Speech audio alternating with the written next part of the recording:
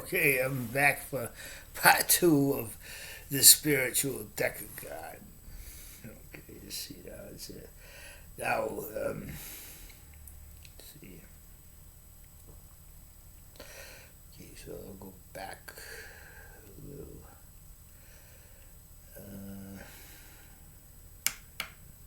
Okay.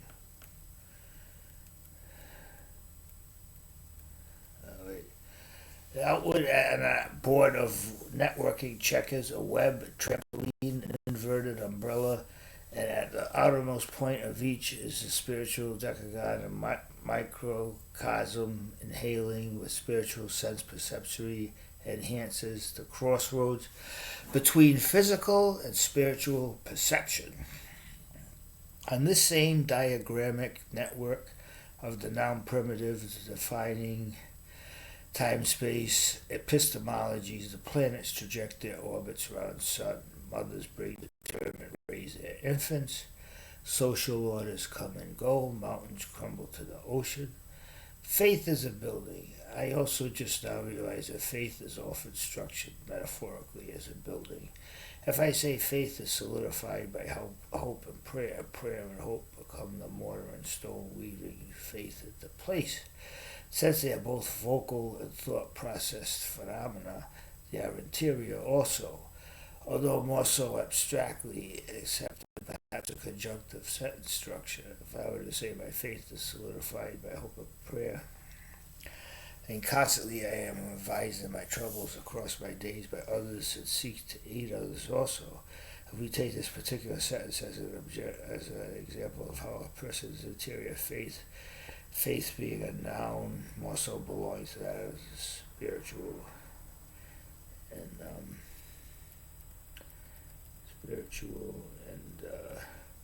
lesser so physical realm of the intellect. As an epistemology is trajected from an inner mass of solidity that neither wind nor storm can shake into spiritually reciprocated aid. The comforting of others also, we show how in this one instance, as a wealth of still others, the ontology of faith is predicated with an instantaneous and inspiring trajectory, or, if you will, a lighter measure. I would never have grasped these wonders of language without reading George Lakoff and Mark Johnson's books and applying their theories to areas of knowledge that, while I disagree with them, prove them out and vice versa.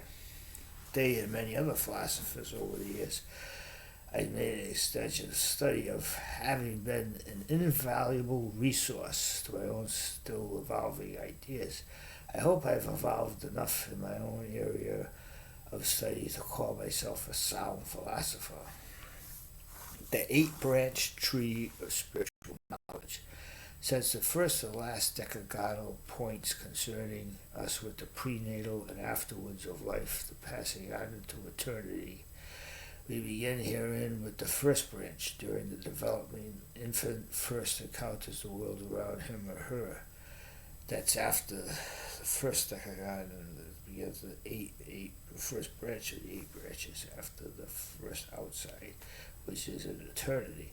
Noun primitives come to them in a very curious way. These youngsters are like voyagers in a new and fascinating landscape, full of spoons, bouncing balls, and such ready to hand easily dropped to the nearby floor. George Lakoff refers to these mechanisms as 12-stage experiential gestalts, but it seems to me we're getting a little ahead of ourselves here. Should we first be giving these metaphor objects the good Lord places in our hands for our manipulation of personhood at first very basic and simple epistemology? And what about if we traject it along a set instruction line and measure from this epistemology we are placing as in the natural course of human instincts in our children's hands, giving them all the love, nurturing, support, and encouragement they need to get their feet firmly planted on the multitudinous roads of individual successes. By our actions and to our teachings, I think this is the trajectory of love we give our children in their earliest 6 or so years. Second branch. Now, with the rest of this, these are the best they play once again the statement of the preceding overture to the epistemology ability is made possible by and only through various limitations imposed on areas not only of space but time also. Without limitation, we would be able at first to recreate in our minds the founding concept mountain, second, extract it from universal mountainhood, the concept of the individual mountain, to whose adjacency we can further adjoin the tripartite coordinating aging process, an unremitting battering of various climatures takes of the mountain, not even such as Mount Everest as the previous to the lineage of whosoever first coined the practice its study. The years immediately following those of the child's earliest infancy are first, usually when chances are encountered for cruelty towards others, and parents and educators must be especially on the alert for such signs. Encourage instead your young to be especially kind and tolerant to the handicapped, needy, and those of other orientations, and above all else, respectfully into their elders and veterans of World War and military service in general, as citizens of the whole land first and the world second, as a unified metaphor, the eight-branch tree of spiritual knowledge has a link in the opening psalm of the book of Psalms.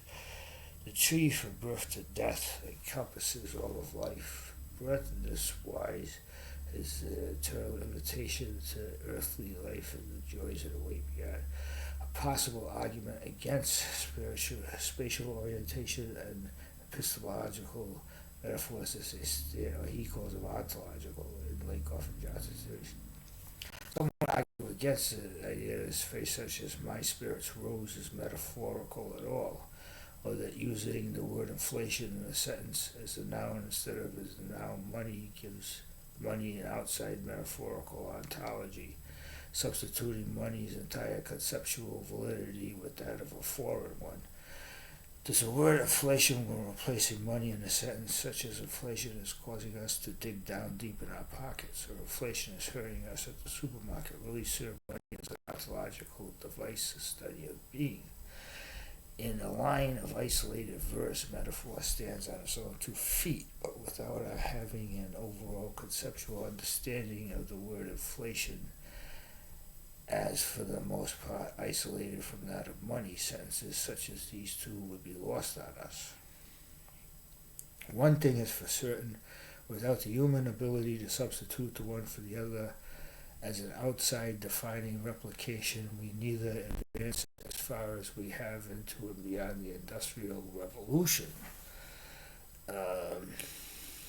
To say my spirit soared to new heights this week on the second hand is definitely metaphorical. It endows the human spirit, as it were, with a set of wings it isn't literally possessed of. This seems to me loaned to the flourish of metaphorical exaggeration. I would argue there is a tone of poetic enhancement that makes a metaphorical expression. Perhaps we should coin the first a minor and the second an example of a major metaphor. The truly metaphorical becomes a matter of degree. Her arrival at the airport last week really lifted my spirits yesterday. This is as a spatial orientational metaphor relating height to mood places on another person the outside power of enhancing positivity and reducing negative stress. The vocalizing of these sentences, according to Lakoff, as a result of our motor function, our bodies, and the way in which we interact with the outside world. It seems to me, in a sentence such as this, isolating one incident from those of the entire day and giving it a priority.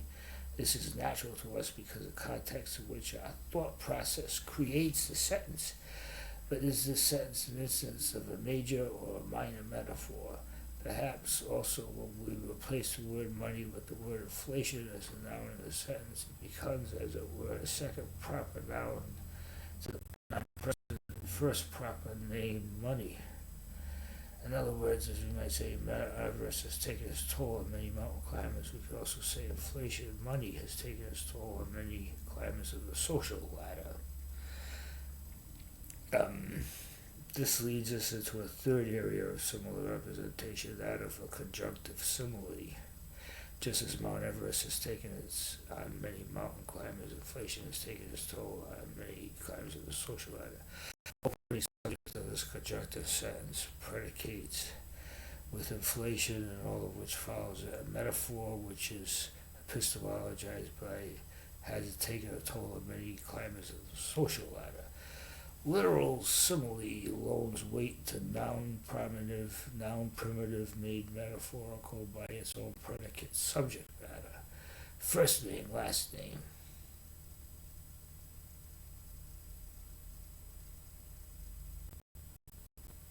This is someone else.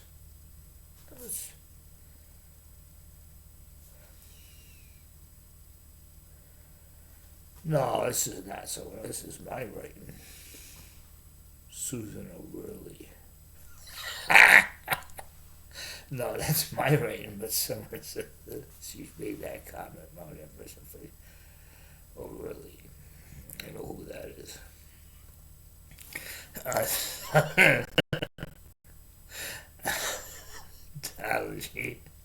She was this when I lost my security, and I don't care. Anybody can read it. It doesn't bother me. Ontology is a process of higher evoluting definition. Epistemology is an object of our study cannot be so named, and they are left in the dust to corrode in our thought processes, were by us first given mental life. This realization of the whole purpose and pursuit is my inquiry. I sound like Bertrand Russell or something. Words of person, place, or thing, therefore, will not and cannot be simply defined by us as such. They can only traject ever upward into higher statuses of being. Governed by the seeds of meaning that first breathe life of clarity into their roots, they orbit around one another's outer circumferences, feeding, as it were, from one another's overlapping relativities. This can be said even of the very branches of science, spirit, and society herself. Oh, really? I know someone I've known my whole life. Till recently.